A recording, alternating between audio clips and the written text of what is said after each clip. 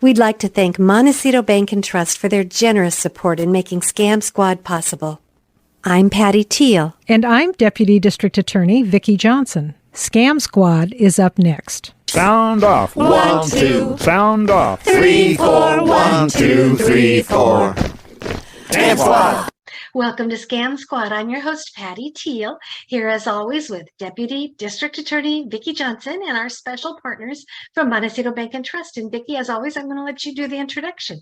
Okay, thank you, Patty. Nice to be here and nice to welcome once again Doris Roof, Senior Fraud Specialist from Montecito Bank and Trust. And Doris, good to have you back. And I understand you have a story for us today about a customer who was trying to do a transaction with Venmo and things kind of went awry. And tell us what happened, please. Sure. Thank you for having me, first of all. What had happened is a customer had called into us and stating, that she had an issue and realized that she was scammed. She had stated that she had tried to transfer some money over to her son. And when she attempted to do that, she was declined. Now, I'm not sure exactly why she was declined initially by Venmo, but in having that decline and her son needing that money, she looked up the phone number for Venmo in hopes that she could resolve it right away and then continue with sending the money. Well, when she went to go search for the Venmo phone number, what popped up was actually a fraudulent Venmo site. And the phone number that popped up was an 828 number. And to me, that should be one of the signals when you are looking up a company of some sort and trying to call in. Generally, they will be an 800 number or like an 855 number. So that is like one sign first right off the bat to look for. But what happened is she continued, she called that number of the 828, and she spoke to what she states as a James Ryan. And of course, they're going to use all different kinds of names. That's just a name that she was told. They told her that there was an issue with her IP address, and that's why the Venmo transaction was declined. She said, okay, and, how can I get this fixed? And they asked to be remoted in. When they remoted in, they were on the phone for about 2 hours. The scammers are trying to get as much information about that individual as they can and also stay on their computer as long as they can so that they can see what else is stored on the computer, tax returns, whatever. He remoted in. He told her that he had cleaned it. He had cleaned up her computer about 60% of it, but he still needed to continue, and it continued for 2 hours. And what she found was they did take about $2,000 from her account. They transferred it from not our bank account, but another bank account that she had linked to a money transfer, and they transferred about $2,000 out of her account. That she contacted the other bank, closed their account, but she wanted to make sure that there was nothing on our side and what she needed to do. We're not sure exactly how the scammers are doing it, but they set up these fraudulent accounts either for like Venmo or let's say PayPal, anything to get you to contact that phone number that they have on this fraudulent site that looks like a legitimate site.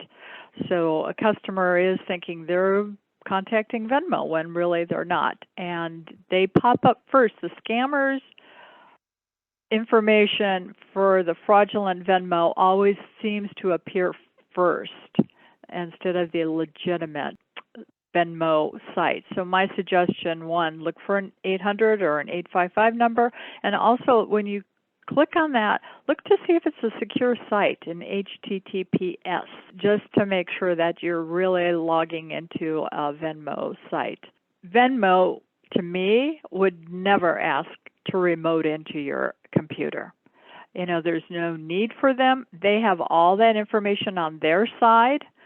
and they should be able to tell from on their side what the issue was as far as why you're being declined. So basically, no one really will ask to remote in. And that's kind of the bottom line anymore for anything. If they're asking to get into your computer because they're going to help you fix it, they're not. They're going to make it worse. That's really important advice. And we've had this come up before with other folks.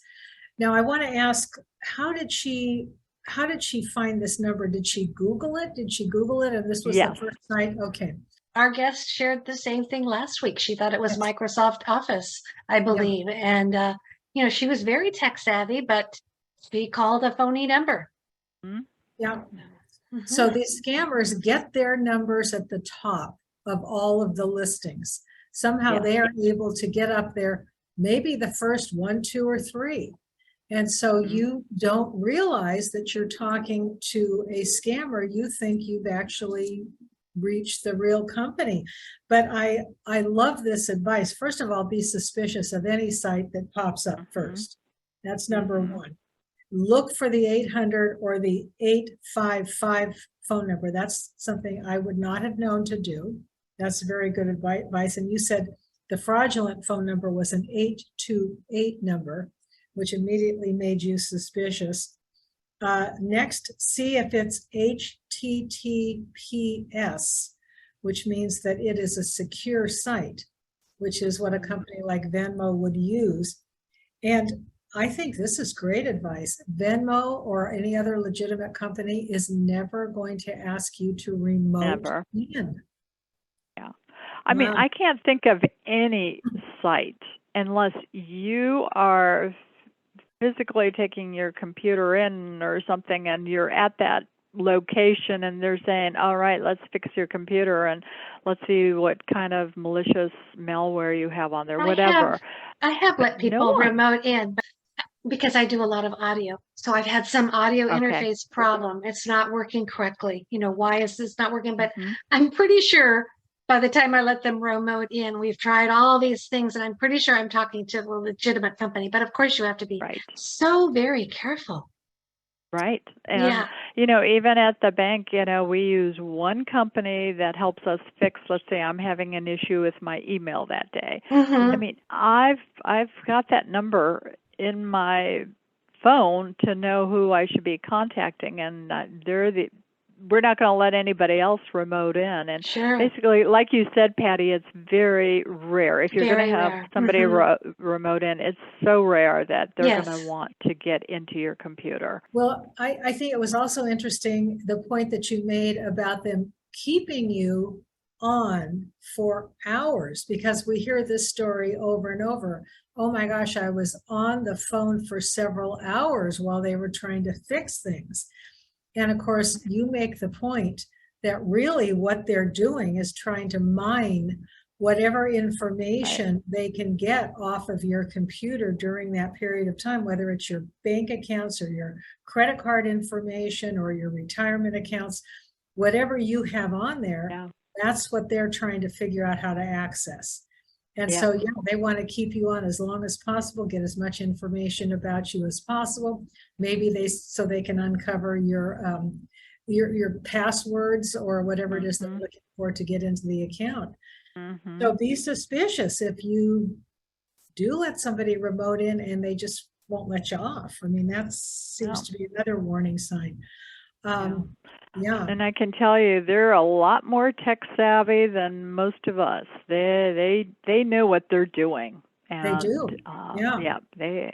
They want to stay on and, like you said, mine for as much information as they can find on your computer. And a lot of people do store quite a bit of information on their desktop, because they want, when you're on your computer, you want easy access.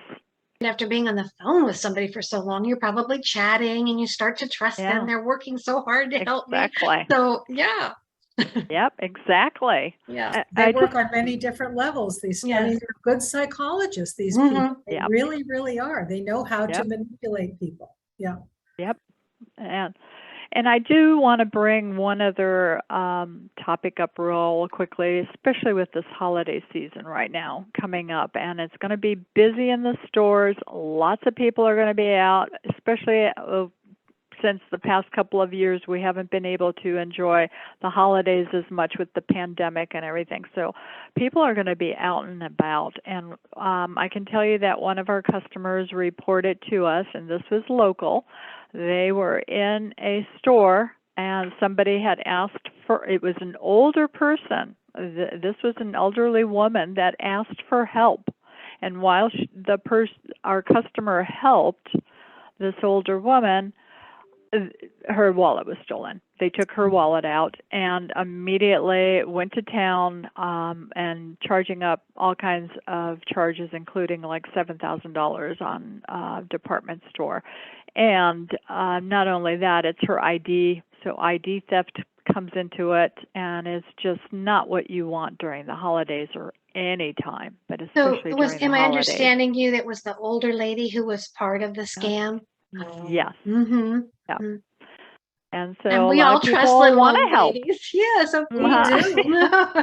Yeah, Again, we want the to psychology. help. Right. Exactly. And, you might be a little hesitant with maybe, I hate to say this, with a younger person, but generally with an older, you feel like you're trusting them, So. Was this a grocery store or a market, or was this a retail shop? It was a retail shop. So they were shopping probably for Christmas, Sure. Possibly for presents, whatever, and they probably needed something higher up. And while she was reaching, I'm assuming, this is just what I'm guessing happened.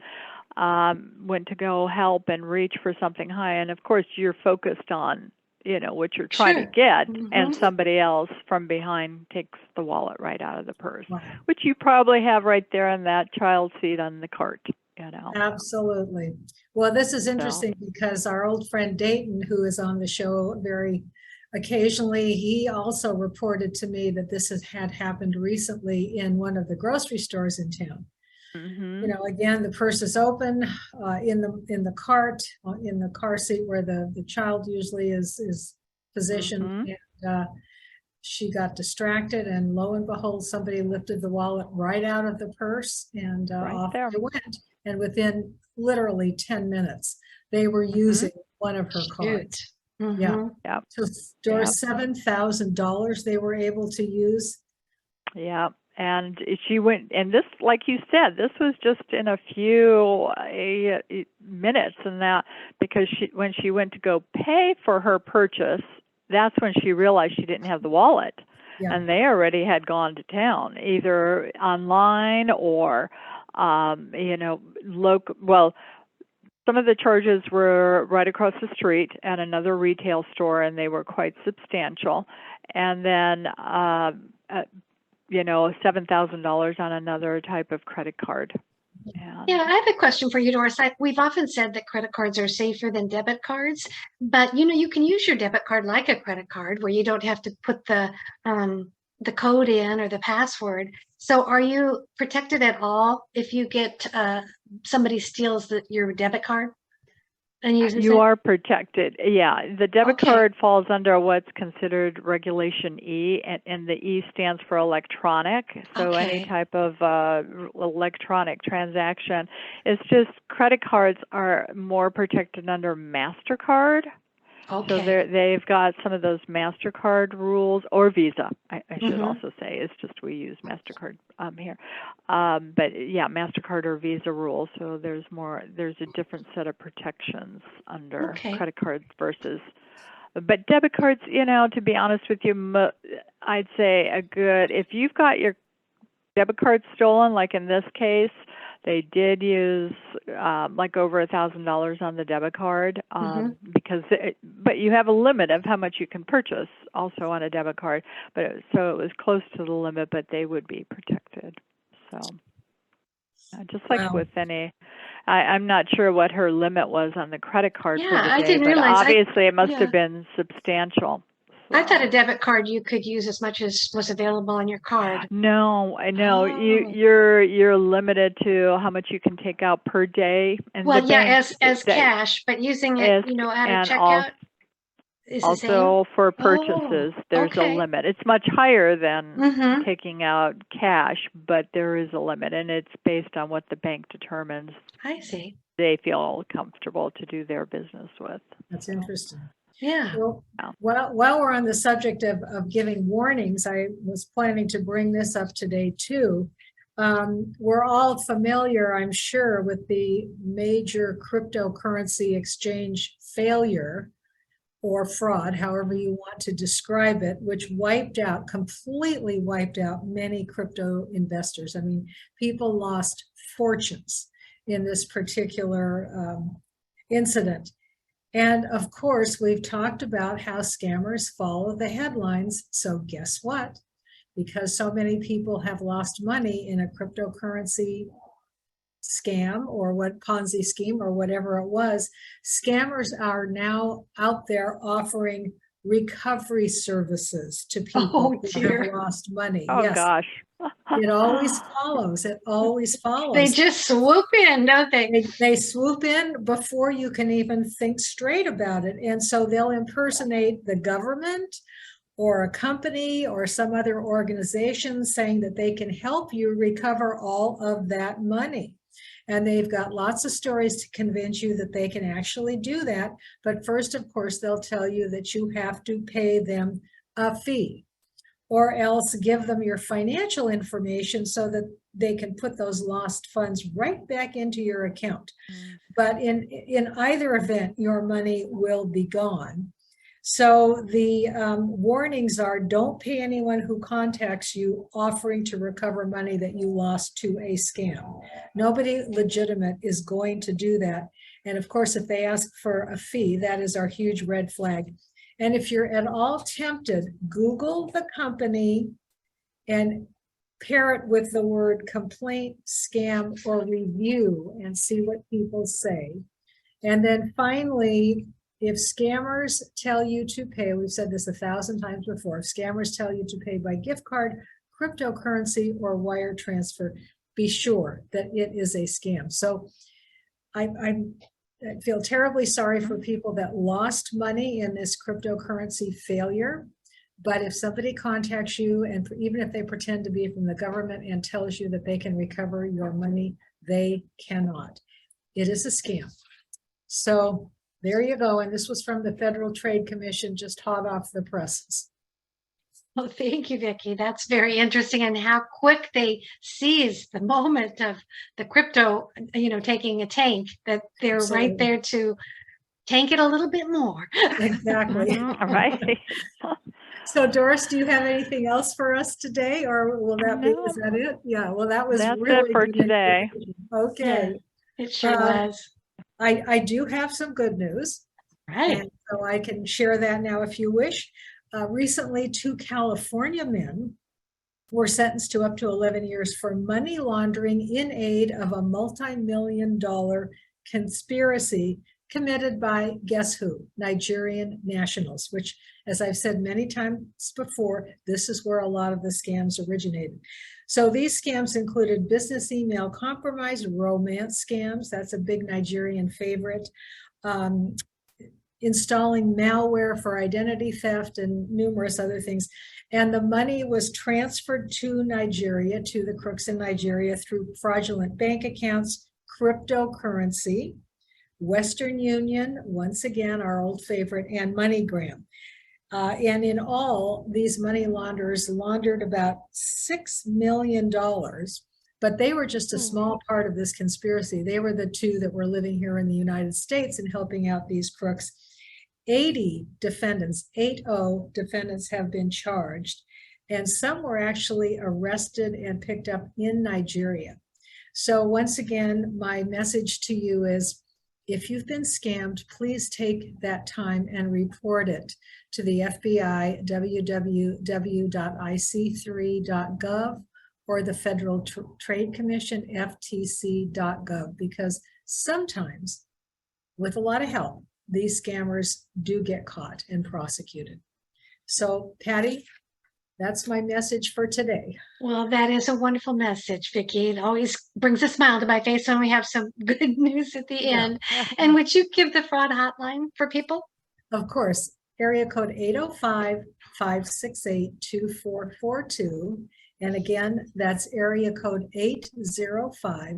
805-568-2442. And if you want to watch past episodes or listen to past episodes, we're on pretty much all the podcast sites, and you can go to our YouTube channel called Scam Squad. Be sure to subscribe. And if you have questions, we might start answering them on the air. That would be great. Yeah, thank you. Good idea. Thanks, everybody. Take care now. Thank you. And happy Thanksgiving. Yes. Thank you. Bye-bye. Bye-bye. Bye.